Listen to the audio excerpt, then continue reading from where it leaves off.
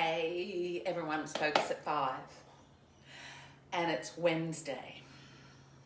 Now, we're going to talk about hip flexors today.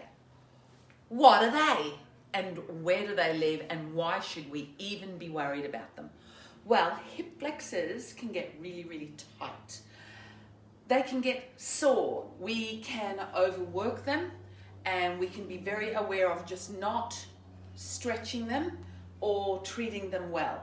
We use them all the time. We use them constantly as we lift our legs, as we climb upstairs. We use them, and yet they can also be very weak. So that tendon there, so if you put your fingers in right into the crease as you bend, and you will feel a really kind of hard piece of cartilage or tendon. And as you raise the leg up and lower it back down again, you'll actually feel it under your fingers.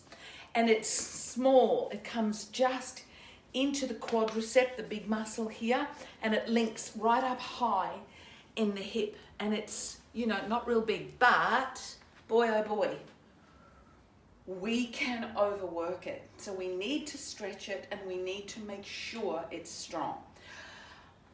I had sore hip flexors just on one side, and lifting my leg to climb upstairs was quite painful. So I wasn't sure whether I'd pulled it or strained it or what I had done, but it was a pain right deep into the hip. Makes you panic or worry a little bit, thinking, oh my God, I need a hip replacement. But it wasn't. It was just a really, really tight hip flexor. Now, seeing a good remedial massage therapist also helps. So you do need to have a good massage therapist sometimes to get right into your tendons and move. But come on, down with me. We're going to do a couple of little moves. So if you come down on the floor with me, this is a move that will make you first off very aware of them, but it will also help to stretch and work into that area. So you're going to take your left leg and bring it 90 degrees in front of you. Take this right leg and 90 degrees out behind you. So already in here you will be feeling it's turned a little so that we can get the leg back here. First, hands on each side of the knee, and let's just ease down into it and come back up. And you'll feel this tendon deep in your hip. So come down and come back up and come down and come back up. The one on the other side now, this knee, without our hands on the floor, we're going to raise the knee up and bring it back down.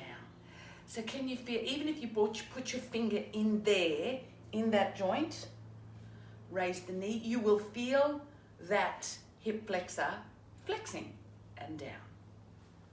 Bring that knee up and down. Bring the knee up and down. Okay. So now you're going to take your right hand around to this right foot. Move that knee a little further back. We've done this plenty of times. But now it's like you've got your focus into it. So that little hip flexor there, you're going to really feel it stretch now. So we're going back to lean over this leg, but you're going to come right up and bring this ankle in. So now you start to feel not only the hip flexor stretching, but also the quad that it leads down into. So it's just good to be aware of some of the littler muscles or tendons or something in our body, but some of the ones that we really do overuse. Bring it back down again. Now, a little bit of a cool flexor working kind of move. You're going to lift these legs and change them to the other side, but not touch the floor and lift them right up. So let's lift around, place the leg back, This one's at 90 degrees, this one's at 90 degrees. We're going to go up and back again, lifting both legs, up, over, around, place back, up, over, around, and place it back. Okay, so 90 degrees in front, 90 degrees straight behind again. Hands here each side of the right knee, and let's just ease down over that right knee. First, ease down. Come on up and ease down. Come on up. One more time, ease down. Breathe, come on up. Now, this left knee, we raise it and lower it. Raise and lower. Raise and lower. And it just works deep into that flexor. Left hand, come on down, find this foot, right hand down. Take that knee back and lean once again into that knee. And you know, here might be even as far as you want to come. You'll still get this good stretch through the flexor and through the quad. But now, if you come up right into it and stretch into it, and you'll feel it. So this is one of the best stretches to really get a hip flexor de-tightened or loosened up or moved a little bit. Come back on down and kick the legs around forward. Okay, so another really cool move that's also very core focused is also very hip flexor focused. So when you come back into boat, arms forward, bring those knees up.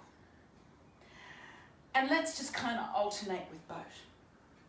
Breathe. Alternate. You're getting a really good core workout here. But as you're holding these legs up like this, you're actually getting a lot of hip flexor work. So breathe. Little bit more. I know this is a strong one. And bring the legs together, come back up. So when you do a move like that, so we've strengthened through them, now we've got to stretch through them. So come on over to our wide-legged child's pose. So normally in child's pose we'll come back, but because we want to stretch the flexors, come forward, bring these ankles up with you, and you're going to come forward over the knees and stretch right up into upward dog. And this stretches completely all through the front of your muscles.